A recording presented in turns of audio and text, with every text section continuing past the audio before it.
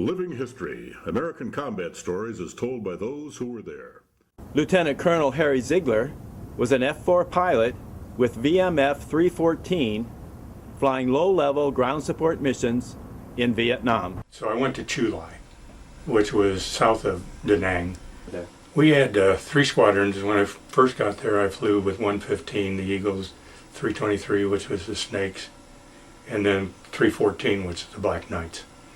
And I ended up in the Black Knights as the XO after I came back from Saigon. I had been in 314 years before. It was the first F-4 squadron in the Marine Corps. The burner on the afterburner on the Phantom had what were called feathers, and the temperature always stayed the same. So as you went into afterburner and you increased the amount of fuel going in, the feathers just opened further. And so when you ran the power up and down, the feathers would open and close, and it made a completely different sound as they were going up and down as they opened. But you could start the airplane up, go into full 100% and right on up into afterburner. And the airplane would just slowly go up to 100% and all the way up to 100% afterburner, and off you'd go. And it was just a wonderful setup because there was no warm-up time, no screwing around. You just jumped in and went.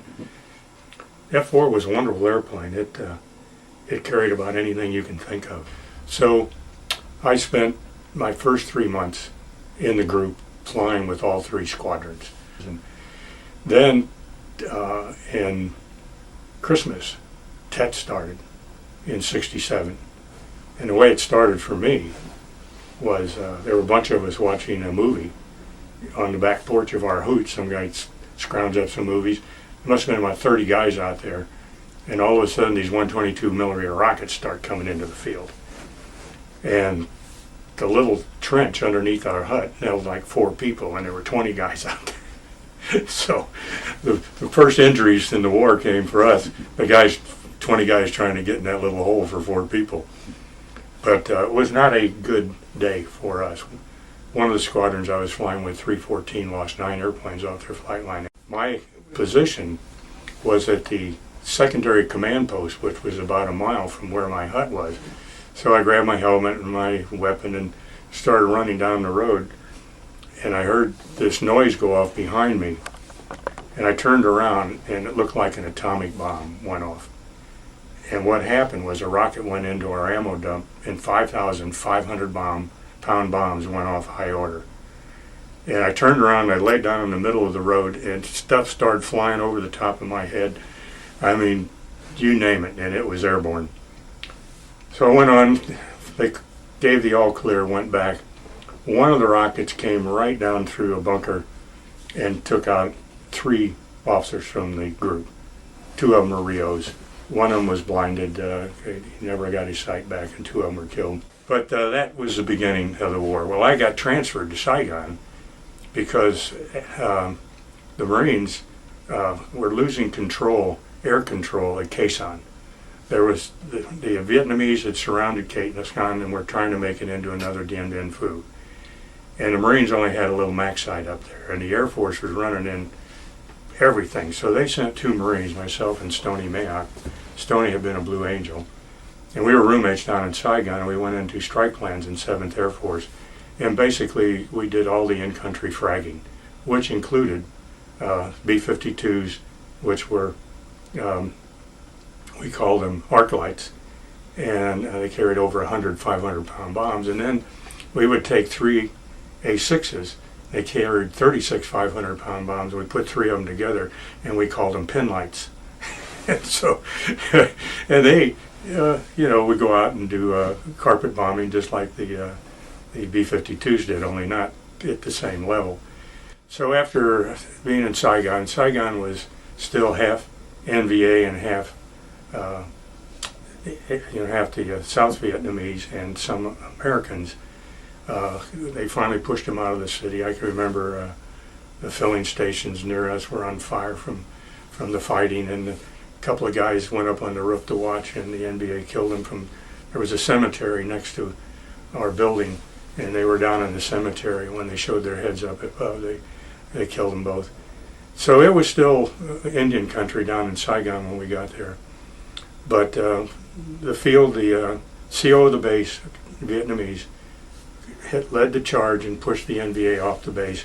He was killed in that charge, and then things were pretty normal, except at least 3 or 4 times a week we had rocket attacks there in Saigon, and got shot up pretty good in Asho in one of the F-9s, and somewhere along the line I heard this and I said, oh boy, and then I saw the hydraulics fail, and I lost the rudder control, and I naturally up and out, and it was fine. I got home, landed in the airplane, like I say, from the nose all the way back under it, all the way back under the pilot's seat. It drifted down and underneath, and went right underneath my feet. Didn't get any damage at all to me, and which was all right with me. I never minded that. I had 263 missions. But again, most of our missions were air to ground. They were 24 hours a day, 7 days a week. We had a trailer out there and 2 F-4s with starting units. And it was just a hop, skip, and a jump out of the trailer. We got the mission, jumped in the airplane, and took off. And it was a solid overcast. Climbed up through it, and to get into Wei Fu Bai, we went out over the water, let down over the water, and came back in. And we were underneath the clouds. It was not unusual. And went into Wei, and it was Marines in contact with NVA, all low level, all under the clouds, all in the rain.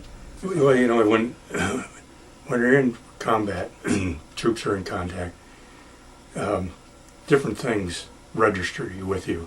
Sometimes it might be how the sun looked or how the mountains were, or just in general what the terrain was. But in Wei, it had been raining, and I had never seen greener greens.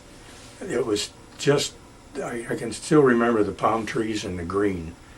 And there was a little mist. And the mist kind of screwed up our runs because we had to move around and change our headings so we could see where we were going. But we did have the right ordnance because we had what were called snakes. And it was a 500-pound bomb. And when it released from the airplane, fins opened up, 3 of them. And it caused drag on the bomb. And the bomb would slow down and then hit. And the snake eyes give you a chance to get away from the bomb blast and then come back around. But that memory always stuck with me, that we had the right ordnance and how pretty it was, even though it was one of the worst combats the Marine had in the whole war at Wei. We did the mission, and apparently it was okay. We did what they wanted. And about 2 months later, lo and behold, down comes from the South Vietnamese.